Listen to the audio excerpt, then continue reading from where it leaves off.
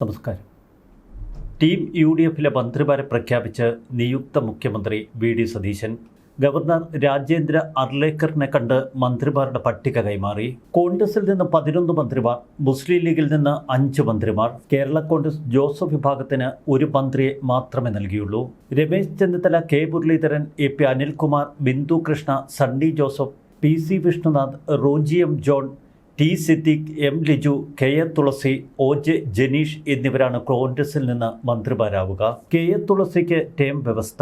തിരുവഞ്ചൂർ രാധാകൃഷ്ണൻ സ്പീക്കറും ഷാനിമോൾ ഉസ്മാൻ ഡെപ്യൂട്ടി സ്പീക്കറും. ലീഗിന് 5 മന്ത്രിമാർ. 2.5 വർഷം കഴിഞ്ഞാൽ പാറക്കൽ അബ്ദുള്ള മന്ത്രിയാകും. കോഴിക്കോടിന് പ്രാതിനിധ്യം നൽകുന്നതിന്റെ ഭാഗമായാണ് ഇത്തരമൊരു അറേഞ്ച്മെന്റ്. കേരള കോൺഗ്രസ് ജോസഫ് വിഭാഗത്തിൽ നിന്ന് മോൻസ് ജോസഫ് മന്ത്രിയാകും. RSPയിൽ നിന്ന് ഷിബു ബേബി ജോൺ, CMPയിൽ നിന്ന് CP John. Kerala Congress Jacob വിഭാഗത്തിൽ നിന്ന് അനൂപ് ജേക്കബിന് ടേം വ്യവസ്ഥയില്ല, 5 വർഷ മന്ത്രി. ചീഫ് വിപ്പ് സ്ഥാനം കേരള കോൺഗ്രസ് ജോസഫ് വിഭാഗത്തിന്. സാമൂഹികവും പ്രാദേശികവുമായ എല്ലാ ഘടകങ്ങളും കൃത്യമായി കണക്കിലെടുത്താണ് കോൺഗ്രസ് മന്ത്രിമാരെ തീരുമാനിച്ചത് എന്ന് വി.ഡി. സതീശൻ വ്യക്തമാക്കി. പാർട്ടിക്കായി അധ്വാനിച്ച മന്ത്രിസ്ഥാനത്തിന് പൂർണ്ണമായും അർഹരായ ഒരുപാട് പേരെ പലവിധ പരിമിതികൾ കാരണം ഇത്തവണ പരിഗണിക്കാൻ സാധിച്ചില്ല. ചാണ്ടി ഉമ്മനെ ഒഴിവാക്കിയതാണ് ഏറ്റവും വലിയ ഹൈലൈറ്റ്. AICC നേതൃത്വത്തിന്റെ അനുമതിയോടെയാണ് ഈ അന്തിമ പട്ടിക തയ്യാറാക്കിയത് എന്ന് സതീശൻ പറഞ്ഞു. എന്നാൽ സതീശന് മുകളിൽ ഒരു സൂപ്പർ പവറായി KC വേണുഗോപാൽ മാറുന്ന കാഴ്ച ഈ പട്ടികയിലുണ്ട്. 6 പതിറ്റാണ്ടിന് ശേഷം ആദ്യമായാണ് UDFിന്റെ സമ്പൂർണ്ണ മന്ത്രിസഭ സത്യപ്രതിജ്ഞ ചെയ്യുന്നത് എന്ന് വി.ഡി. സതീശൻ വ്യക്തമാക്കി. കോൺഗ്രസ് മന്ത്രിമാരുടെ വകുപ്പുകൾ ഇങ്ങനെ: വി.ഡി. സതീശന് ധനം, തുറമുഖം, നിയമം. രമേശ് ചെന്നിത്തലയ്ക്ക് ആഭ്യന്തരം, വിജിലൻസ്. സണ്ണി ജോസഫിന് റവന്യൂ വകുപ്പ്. എ.പി. അനിൽകുമാറിന് ആരോഗ്യം. നേരത്തെ കെ മുരളീധരന് ആരോഗ്യ വകുപ്പ് നൽകുമെന്നായിരുന്നു പുറത്തുവന്ന വാർത്തകൾ. എന്നാൽ അവസാന നിമിഷ ട്വിസ്റ്റിൽ എ.പി. അനിൽകുമാറിനാണ് ആരോഗ്യ വകുപ്പ്. കെ മുരളീധരന് വൈദ്യുതി. പി.സി. വിഷ്ണുനാഥിന് ടൂറിസം, സാംസ്കാരികം. എം. ലിജുവിന് എക്സൈസ്, സഹകരണം. ടി. സിദ്ദിഖിന് വനം വകുപ്പ്. ബിന്ദു കൃഷ്ണ വനിതാ ശിശുക്ഷേമ വകുപ്പ്. ഒ.ജെ. ജനീഷിനാണ് അവസാന ട്വിസ്റ്റിലൂടെ യുവജനക്ഷേമം ലഭിച്ചത്. റോജി എം. ജോണിന് ഉന്നത വിദ്യാഭ്യാസം. കെ. എ. തുളസിയും IC ബാലകൃഷ്ണനും ടേം വ്യവസ്ഥയിൽ SC/ST വകുപ്പ് കൈകാര്യം ചെയ്യും. ലീഗിൻ്റെ 5 മന്ത്രിമാർക്കുള്ള വകുപ്പുകൾ പാണക്കാട് തങ്ങൾ പ്രഖ്യാപിക്കും. യൂത്ത് കോൺഗ്രസ് സംസ്ഥാന അധ്യക്ഷൻ ഒ.ജെ. ജനീഷ് മന്ത്രിപ്പട്ടികയിൽ.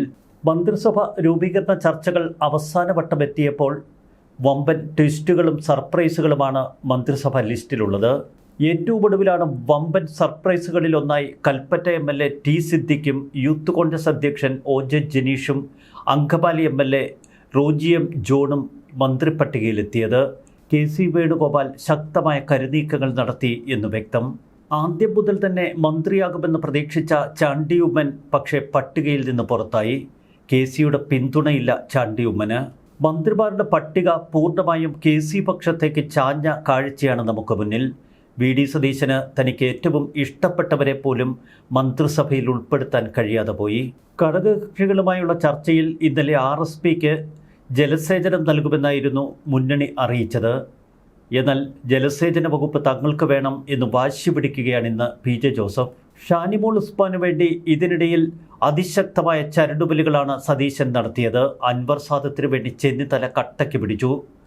തർക്കം മുറുകിയപ്പോൾ ആന്റണിയാണ് ഇടപെട്ടത്. ടി. സിദ്ദിഖിന് മന്ത്രിസ്ഥാനം ഉറപ്പിച്ചുകൊണ്ട് AICCയുടെ നിർദ്ദേശവുമെത്തി. KC പക്ഷം വിജയിക്കുന്ന കാഴ്ച. ഒടുവിൽ ഷാനിമോൾ ഉസ്മാന് ഡെപ്യൂട്ടി സ്പീക്കർ സ്ഥാനം നൽകി സതീശൻ. മുസ്ലിം പ്രാതിനിധ്യത്തിലായിരുന്നു ഏറ്റവും വലിയ ചർച്ചകൾ. ടി. സിദ്ദിഖിനെ മന്ത്രിസഭയിൽ ഉൾപ്പെടുത്തണമെന്ന KCയുടെ വാശി വിജയിച്ചു. അൻവർ സാദത്തിനെ ഏതുവിധേനയും മന്ത്രിസഭയിൽ ഉൾപ്പെടുത്തണമെന്നത് രമേശ് ചെന്നിത്തലയുടെ വലിയൊരു ആഗ്രഹമായിരുന്നു. ഒടുവിൽ KC പക്ഷം അവിടെ വിജയിച്ചു. കോഴിക്കോടിന് മന്ത്രിയില്ല എന്നതുകൂടി പരിഗണിച്ചാണ് ടി. സിദ്ദിഖിന് അവസരം തേടിയെത്തിയത് എന്ന വിശദീകരണം AICCയിൽ നിന്ന്. കൊടുങ്ങല്ലൂർ MLA ആണ് ഒ.ജെ. ജനീഷ് കുമാർ. ഹൈക്കമാൻഡുമായി A.K. ആന്റണി സംസാരിച്ചതോടെ ടി. സിദ്ദിഖിന് മന്ത്രിസ്ഥാനം ഉറപ്പായി. ഘടകകക്ഷി മന്ത്രിയായ CP ജോണിന് ഗതാഗത വകുപ്പും നൽകും. ഷിബു ബേബി ജോണിന് നൽകിയ ജലസേചന വകുപ്പ് തിരികെ എടുക്കുമോ എന്ന ആശങ്ക ബാക്കി. ജോസഫ് വിഭാഗത്തിൽ വലിയ വിവാദം പുകയുന്നു. ചീഫ് വിപ്പ് സ്ഥാനം PJ ജോസഫിൻ്റെ മകൻ അബു ജോൺ ജോസഫിന് നൽകണമെന്ന് വാശി പിടിക്കുകയാണ് ജോസഫ്.